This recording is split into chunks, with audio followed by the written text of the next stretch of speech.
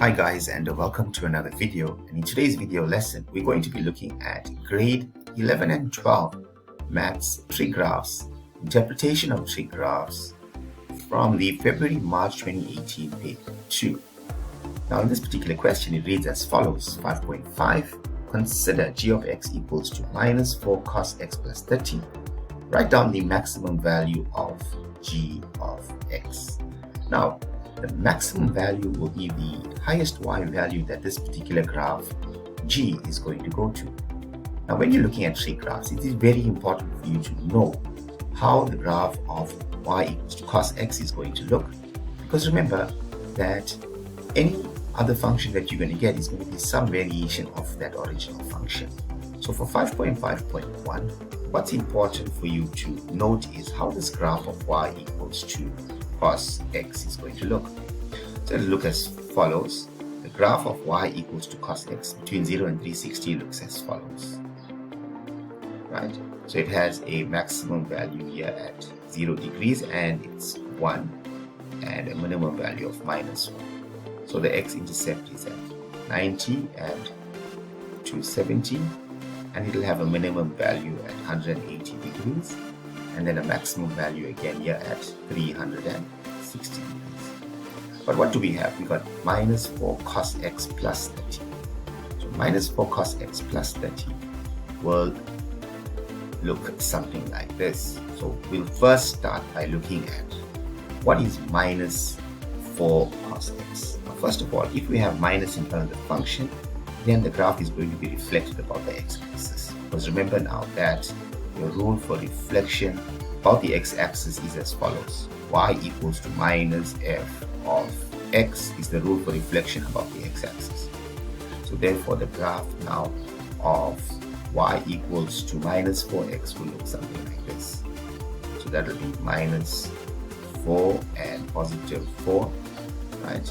And all we're going to do now is reflect this graph about the x-axis. So it will be as follows. Okay, so at 0 degrees there, you're going to have a maximum value of 4. That will be at 180 degrees. Your x-intercepts will all remain the same, 270 degrees, and then 360 degrees will be your minimum. Okay, now, so the answer to this particular question will be that the maximum value will be at 4. Okay, now x plus 30. So let's just deal with this one time. X plus 30. Now, let me explain this to you. X plus 30 means that the graph is going to shift 30 degrees to the left. So if it shifts 30 degrees to the left, now remember we drew y equals to cos x. So this graph will be y equals to minus 4 cos x.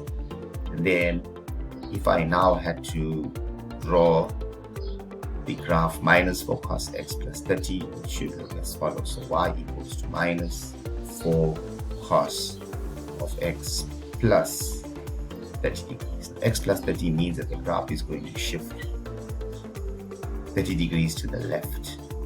Let's just write that down. So that's going to be 30 degrees to the left. So what does this mean?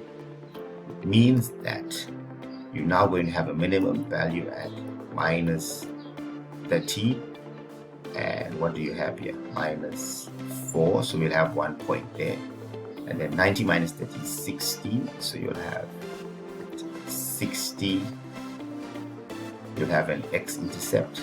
Here 180 minus 30 is 150. So let's call that 4 there, right?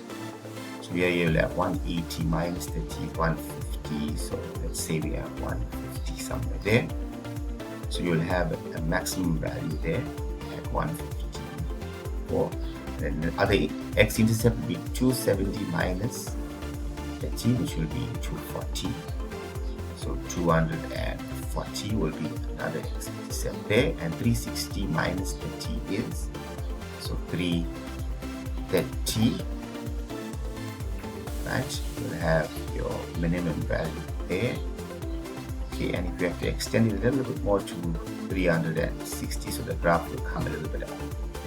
Okay, so basically it's going to look like this.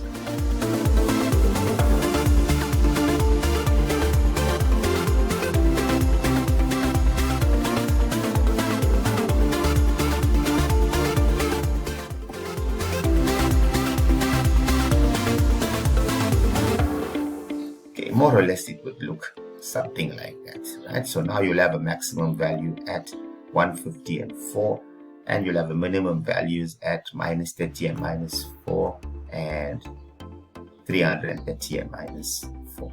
Okay, so I just want to show you how it works from the original graph. Y equals to cos x. It's important for us to know our graphs. Y equals to sin x, cos x, and tan x, right? So the answer is actually a very simple one here. Minus 4 cos x plus 30, the maximum value is 5.5.1, which we'll just write 4. So that will be maximum will equals to 4. And then 5.5.2. Now they want determine the range of g of x plus 1. Now the range is as follows. It's y element from your minimum to your maximum value. Now this graph, they're saying over here that it's g of x plus 1. So this graph is going to shift 1 unit upwards. Now if it shifts 1 unit upwards, what's going to happen is that your new minimum value is going to go 1 up. So that's going to become, now it's going to come to minus 3 there, right? And then from 4 it's going to go up to 5. So basically everything is going to shift up by 1 unit. Because remember that currently the range of g of x is between minus 4 and 4, right? So if it goes 1 unit up, our range is going to be, so if it goes 1 unit up there, so it will be the new minimum will be minus 3, and the new maximum will be 4 plus 1, which is 5. So from minus 3 to 5, and that's our answer. 5.5.3. So now they tell us in this question the graph of g is shifted 60 degrees to the left and then reflected about the x-axis to form a new graph h. Determine the equation of h in its simplest form. Now I just told you that when you have a shift of 60 degrees to the left, you're going to write it as follows. Remember, 60 degrees to the left is x plus 16 functions, okay?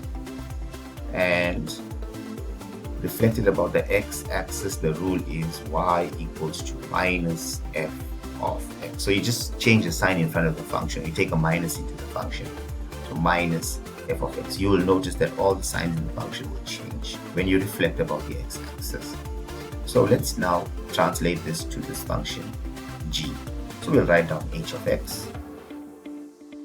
So h of x equals to, so it'll be minus g of x plus 60, minus g of x plus 60, x plus 60. So we're saying the graph of h of x is going to be reflected about the x-axis and it's going to move 60 degrees to the left. So now if we substitute all of this into the function g of x, let's say minus 4 cos, and what do we have here? X, so we're going to put in here x plus 60 and then the plus 30. So it will be x plus 60 plus 30. X plus 60 plus 30. Which leaves us with minus times minus is plus, so that's 4 cos x plus 90. X plus 90. Now cos x plus 90 is a co-function, and cos of x plus 90 is going to equal to minus sine x.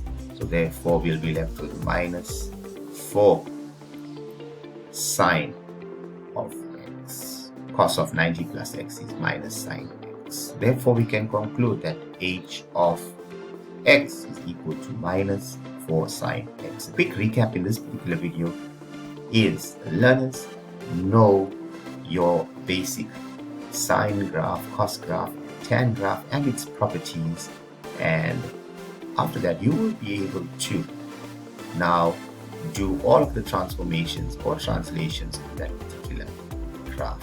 If you haven't subscribed already, subscribe to JR Maths. Also like my Facebook page, Justin Lazarus Mathematics. You can watch all videos in order of the work schedule on jrmaths.com. And I'll catch you in the next video.